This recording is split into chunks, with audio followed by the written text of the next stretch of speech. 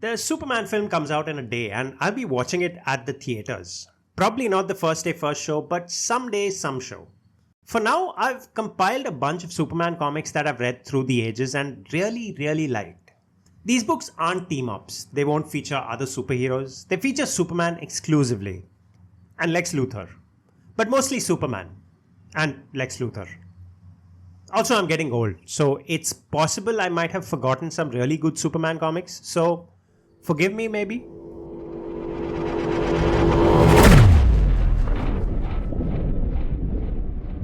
A little boy from Krypton arrives on planet Earth with all the same superpowers that Superman has.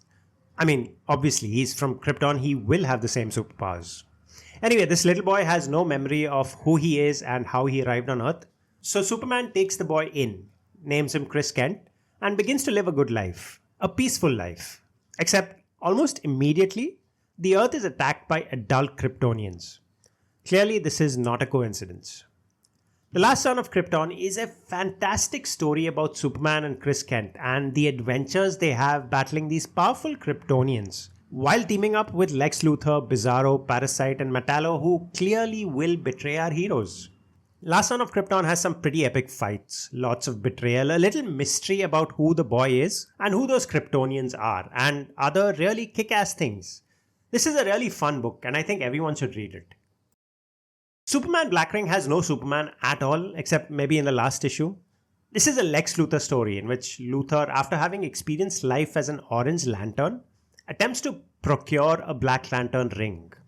I'm not entirely sure why. I think it's mentioned somewhere in the comic, but I'm not sure why he wants the Black Lantern ring. He wants a Black Lantern ring and he's going to have his Black Lantern ring, one way or another. The story starts off pretty well, but towards the second half, the story drags a little. We're introduced to the Secret Six. I think for about 2 issues, Ra's al Ghul and Darkseid have stories. And all these stories, they're good stories, no doubt. But they distract from the story at hand. The story of whether Lex Luthor will get his black ring or not. If you ignore these side quests, however, if you think of this as just a Lex Luthor story about him trying to procure a Black Lantern ring, this is a pretty good story. It's smart, there's a bunch of stuff happening here that at first glance makes no sense. Luthor comes across as a very clever character. The story takes some very interesting, I wouldn't say twists, but it takes some interesting turns at the very least. This comic is a fantastic insight into Lex Luthor's mind. In spite of the horrible things he's done, I found myself rooting for him in many instances. I had to remind myself he's the bad guy. But this is a great Lex Luthor comic. Max Landis is a film writer who's written several fabulous pieces of work like Chronicle, American Ultra, Mr. Right, and also the TV show Dirk Gently. Landis ran into some legal trouble a few years ago. He was accused of sexual abuse and psychological manipulation, and it's rather horrendous the stuff they've accused him of. I really don't know what's happening with the case, and frankly, I don't really care. Abhorrent behavior aside, Landis wrote Superman American Alien, a comic set in an alternate universe, a fantastic comic book set in an alternate universe. The book has 7 stories in chronological order. You have Superman grappling with the fact that he's super in the first story, and a story in which he actually flies. He then fights a bunch of delinquents. Then he pretends to be Bruce Wayne. He meets Lex Luthor, Oliver Queen, and Dick Grayson in the next comic. He stands up to Lex Luthor in the comic after that. He meets a few Green Lanterns, and in the final comic, fights Lobo.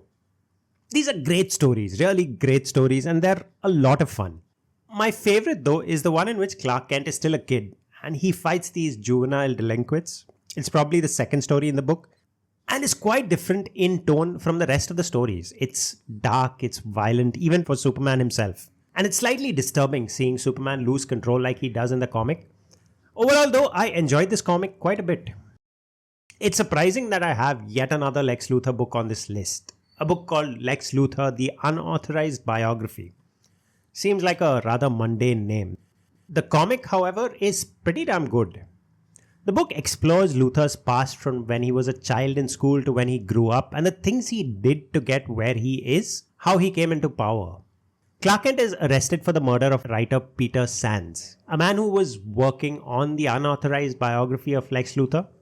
Through a series of flashbacks, we're shown how Sands was investigating Lex Luthor, The things he uncovered, how he got killed eventually, and how Kent got caught by the police. The concept seems unassuming because it's simply a retelling of Luther's past. But I was pretty impressed by how well the story is told, not sticking just to Luther's past, but also showing us how the past affects those in the future, Clark Kent included. This is a great book, a book I'd like more people to read. Alright, this is just... I have a third Lex Luthor comic here. Brian Azzarello and Lee Bermejo's Lex Luthor Man of Steel. This is sort of an odd comic, in that Luthor appears to be a really personable guy for the most part. He actually has a very nice conversation with the janitor of the Luthor building, makes sure the janitor's son actually gets a very bright future, in fact. Sure, Luthor schemes, he sacrifices people, he does horrendous things just to try and taint the Superman legacy, but he's almost entirely human in this comic. And by that I mean he's very relatable. You want to like this man who's ultimately evil.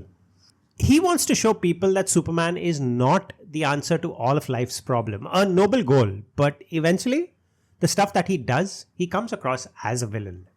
Every other iteration of Luthor I've seen or I've read have seemed cartoonishly evil. But here, we see Lex Luthor as an actual human being.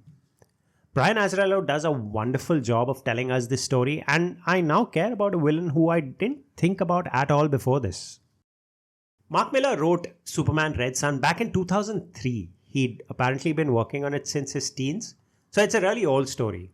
It's also a brilliant story about who Superman would be if his ship that had brought him to planet Earth had brought him to Russia. In spite of him landing in Russia, Superman is not very different from who he would have been had he landed in the US. Sure, he has a few characteristics that set him apart from his American counterpart. He's maybe a little darker, but he's essentially the same. Red Son has some brilliant reimaginings of popular DC characters like Bizarro, the Green Lanterns, Batman, Wonder Woman, Lex Luthor, Lois Lane. And of all these reimaginings, my favorite was Bizarro. Bizarro's story is such a tragic story. I was heartbroken seeing his end. The comic also has a wonderful twist at the end that made me love the comic so much more. Mark Millar is a pretty big name in comics, really. He has some wonderful works that have also been translated to the silver screen, but Red Son still remains one of my favorite comics of his. Alright, those are all the really, really good comics of Superman I've read, or at least the comics that I have read and remembered. I've compiled a list of these comics and put up Amazon links in the description of the videos. Go check these books out. If you've read some of these comics, I'd love to hear what you have to say about them. Until next time, bye-bye.